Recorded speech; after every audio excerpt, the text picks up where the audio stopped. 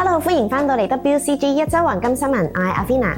2026年1月12號至到1月15號呢段期間，黃金價格再次突破歷史新高。一齊睇下呢段期間影響金價嘅核心新聞啦。喺上星期五1月9號公佈嘅美國非農就業報告顯示，12月新增嘅就業人數低於市場預期，進一步強化咗市場對美聯儲將會繼續降息以支撐經濟嘅預期。星期一嘅金價突破每盎司4600美元，時隔2週再創下歷史新高啊！一方面，伊朗國內爆發嘅致命抗議活動，為地緣政治格局同埋國際原油市場增添咗更多嘅不確定性。而另一方面，聯儲局主席鮑威爾遭到刑事調查，涉及儲局25億美元嚟翻新佢嘅總部，同埋佢喺工程規模及細節上係咪向國會講大話呢？喺伊朗局勢升級同埋聯儲局司法爭議雙重衝擊之下，全球金融市場避險情緒急劇升溫，黃金、白銀雙雙創歷史新高。星期二公佈嘅 CPI 數據顯示，12月核心消費者價格上漲0.2%，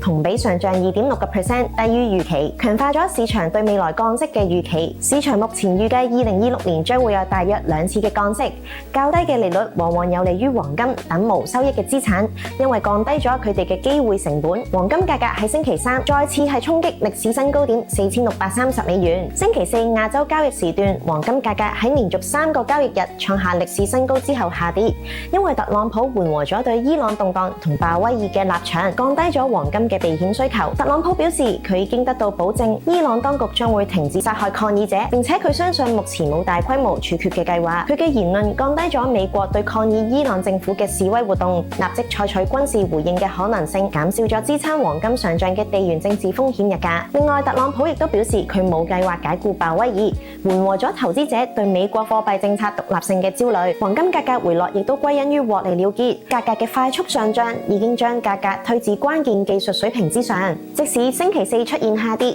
但係黃金仍然受到市場對今年美國降息嘅預期、持續嘅地緣政治不確定性以及央行強勁購買嘅支撐。繼去年嘅迅速漲勢之後，貴金屬喺2026年取得咗強勁嘅開局。花旗集團分析師本星期將未來3個月黃金價格預測上調至每盎司5000蚊美元。你對未來3個月黃金價格嘅走勢又點睇呢？留言話我哋知啦，記得 subscribe 同埋 follow 埋我哋 Instagram 緊貼黃金嘅動向啦。下次再見。